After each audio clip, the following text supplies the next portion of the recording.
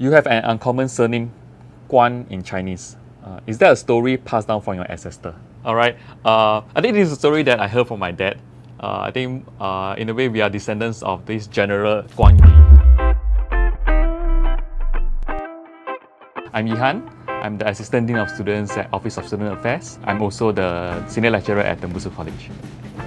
Can you describe your role as an Assistant Dean of Students in one sentence? I would say that in essence, just like my other colleagues at Office of Student Affairs, what we do is really to work with the students to find ways to ensure that we can support them in any ways that we can to actually fulfill their dreams and aspirations on campus. When can more performing arts activities resume on campus?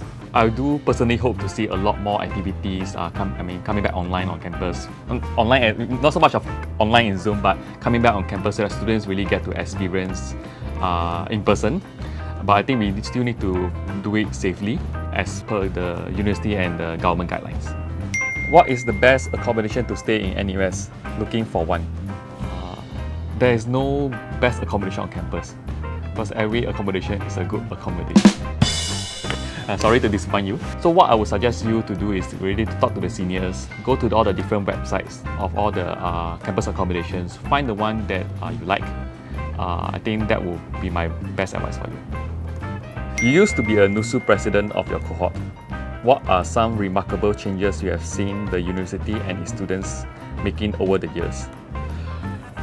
Compared to my time, about 10 to 15 years ago, right? I think students these days really have a lot more opportunities than what I used to have.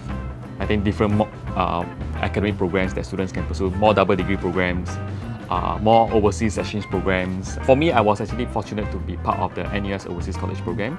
And even this program itself has actually grown over the years. And of course, the other thing is there are a lot more activities that students actually can pursue. What are some challenges you think the university and its students need to focus on in the next few years?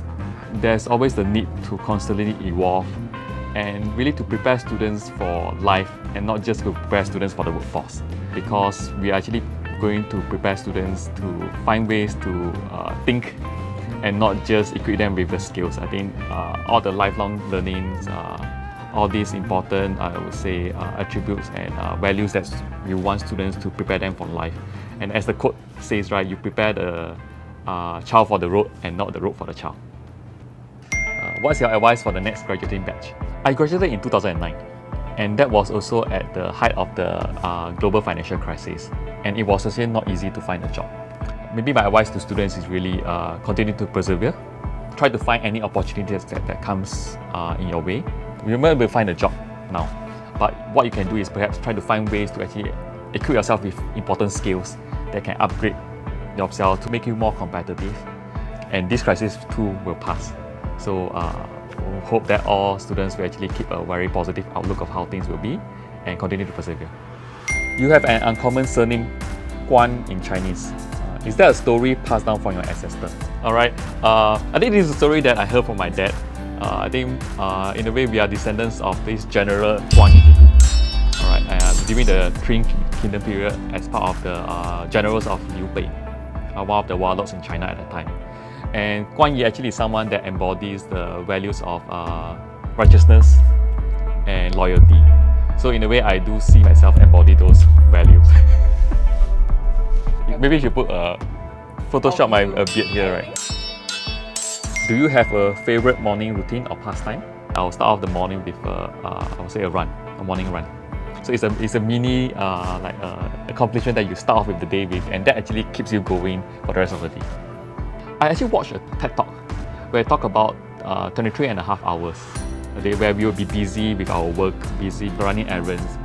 But one important advice that was given in the video was actually to spend maybe 30 minutes a day to just exercise because it actually brings a lot of changes to your body. So I buy the idea and I try to make an effort to exercise every day for at least 30 minutes. We heard that you are a certified LEGO Serious Play facilitator. How did you get into it? As a trained engineer, I really enjoy building things with my hands. So I actually found out about LEGO has been used in education, right, in the primary and secondary school.